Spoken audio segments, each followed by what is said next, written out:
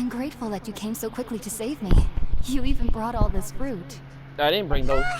Well, actually, we didn't bring the fruit. It was already here when we arrived.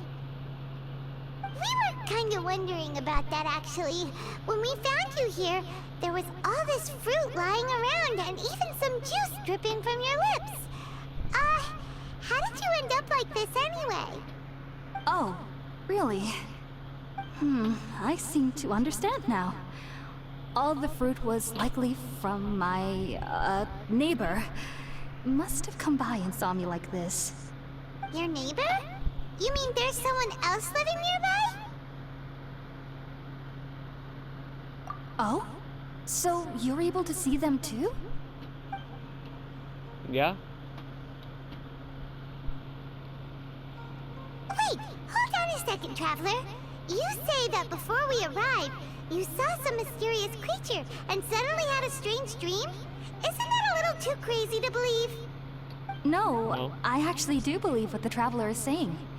I myself had a similar experience once before and ended up scaring my timid little neighbor here. You needn't worry. They mean you no harm. They only dragged you into the dream because they hoped to buy themselves a little time in order to scurry away. So, Hypatia, just what kind of creature is your neighbor exactly? I'm not sure what it's called, to be honest. But I do know that they have some sort of deeper connection with the dendro archon. I know this because the first time I saw them was also the exact day my consciousness was able to form a connection with Irminsul. Even after I opened my eyes and stopped meditating, my heart was still pounding, and my mind was racing with all the knowledge that I had touched. And at that very moment, I suddenly noticed a small figure at the opening of the cave. In my curiosity, I began to walk over to the creature. They must have already been used to me living in the cave, because they didn't seem to mind me approaching them. They just kept doing whatever they were up to. It wasn't until I crouched down next to them that they suddenly realized that I could see them. Oh! And then?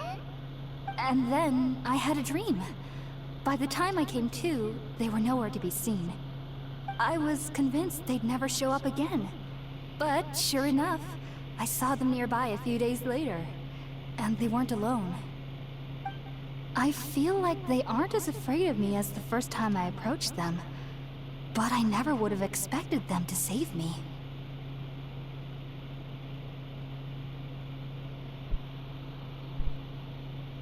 Yes, no doubt about that.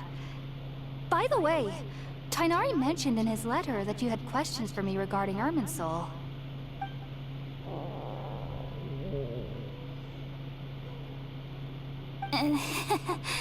Sorry about that. Sounds like just drinking juice still isn't quite enough for my stomach. Well, if somebody hadn't dropped the food earlier... Anyway, looks like we'll need to prepare something ourselves. Besides, Paimon's getting hungry too. Let's eat first and talk about Irminsul later. Alright, we're out, Traveler. Today's menu will feature sweet madame and a radish veggie soup. You'll love them, Hypatia. They're our specialties after all. Sounds good. I've never tried any dishes from other nations before. I certainly look forward to it. It's been so long since I've had a decent meal, too. To be honest, the last time had to be when Tighnari came to visit. True that. True that. Make some food by the fireside. Where is it though?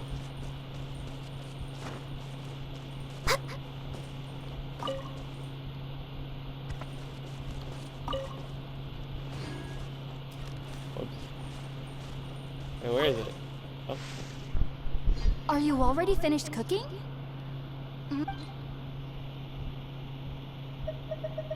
No. It's outside. Why is it not inside?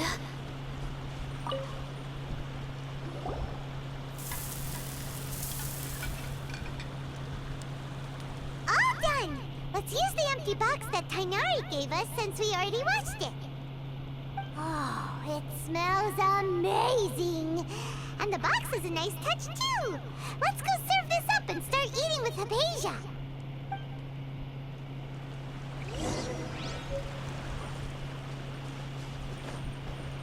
We're way behind schedule. Are you already finished cooking? Mmm, smells delectable. I'm truly thankful whenever I can enjoy a proper meal like this. Cooking really isn't my forte.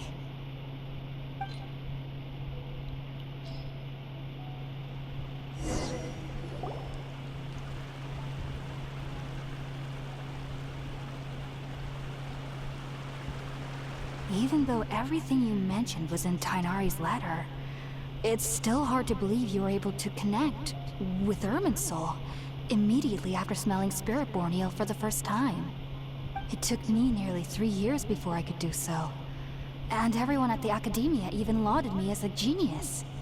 You should know that some researchers spent their entire lives without ever successfully connecting with Irminsul as you have. So why does this incense allow people to connect to Irminsul? The ingredients used to make Spirit-born eel primarily consist of plants created by Greater Lord Rukkhadevata. These special ingredients are conducive to heightening our senses to the dendro archon's power. Since the root of the dendro archon's power lies within Irminsul, we can occasionally tap into her powers to peer into the depths of the earth. Naturally, anyone who can establish a connection with Irminsul in their first ever attempt must be a person of great understanding. Makes sense. But Paimon's got a question. Why was she sensitive to the smell of those plants for such a long time? That was primarily due to her body's unique constitution. Stimulated by the incense, she could perceive the Dendro Archon's power and experience the sensory overload, hence the adverse reactions. Taking in any scent similar to the ingredients of Spirit-born eel would cause adverse effects. Not to worry though, it appears you've already fully recovered. Technically, your body should still be sensitive to the powers of the Dendro Archon, but unless you're using intentional meditation techniques, the scent of Spirit-born eel should no longer trigger such reactions. Whew. Well, that's a relief. I must admit, I am quite envious of your abilities. Even if it meant suffering from pounding headaches for the rest of my life, I'd consider it worthwhile so long as I could connect with Irminsul at will. Whoa, you're really serious about this whole thing, aren't you? I am a researcher after all. As a member of the Ritaoist Darshan at the Academia, my main area of research is the stars and their connection to the fate of living beings. But there is still so much we don't know, especially regarding the mysteries that lie in the starry skies. Which is why I must turn to the all-knowing Irminsul for answers. If only my perception wasn't so limited. Unfortunately, I cannot guarantee that my every attempt to attune with Irminsul will be successful, or that doing so will leave my consciousness intact. I am currently in the stage of training known as Satyavada life. Many researchers in Sumeru have lost their minds while seeking to attune with Irminsul during this stage. Sages have said that Irminsul contains divine knowledge, and touching such knowledge without the proper preparations and abilities will only lead to one's mind caving in on itself. That's why we meditate alone. We need to ensure that our minds will be calm while minimizing the possibility of involving anyone else. Whoa, so knowledge from Irminsul can be super dangerous. Aren't you afraid of the risks, Hypatia? Of course I do. Especially during nights that are pitch black with no moonlight, and dead silent without even the sound of insects. However, I've been feeling better as of late. I don't get as scared anymore knowing that I have a little neighbor living nearby. I believe that being able to see them is a sort of blessing from the Dendro Archon. But what's strangest of all is that they're clearly an envoy of the god of wisdom herself, and they have the curious power to make people dream. What's so strange about that? It doesn't sound so out of place for a divine being, does it? Well, it's strange because nearly nobody in Sumeru can ever dream. Oh, is that true? Yes, well, to an extent. Only children can dream in Sumeru. Adults, however, never do. The sages say that wisdom implies rationality, but that which occurs in dreams is often neither rational nor logical. Yes, if one struggles with anxieties, those emotions could influence their dreams. The fact that the people of Sumeru do not have dreams is seen as a blessing by the sages. They believe that Greater Lord Rukkhadevata, the god of wisdom, is keeping us away from the foolish delusions you encounter in your sleep. I was born into a family of scholars in Sumeru City. Ever since I was a child, my parents would always tell me that I'll know I've grown up once I stop dreaming. I studied hard, enrolled as a student in the academia, and went on to become a researcher. Sure enough, I never dreamed again. But then, on the day I scared the little Aranara, I suddenly saw a dream again. It was incredible. Though I don't exactly remember what I saw, I clearly recalled the feeling. I suddenly felt like I was a child again. Back then, I was foolish and ignorant as any youth would be, but I was free of fear. Maybe dreaming isn't as bad as we've made it out to be. Just be sure not to speak of this if you travel to Sumeru City. They'll look at you as if you've lost your mind. So, do you have any thoughts about the things she saw when she connected with Irminsul? Sorry. I'm afraid I don't have any answers as of now. All I can say is that what you saw is a memory contained within Irminsul itself. World forget me. What could that possibly mean? If only I could ascend past Satyavada life and begin Paripurna life. I might have some more answers for you. If you two are ever in the area again, please be sure to come and see me. There's no need to be thanking me. You two are my saviors. Besides, I'm already looking forward to tasting some more of your cooking. No problem. You can get some later. Now that we know Hypatia is alright, and have the chance to ask her some questions, Paimon thinks it's about time to head back to Gandharvaville.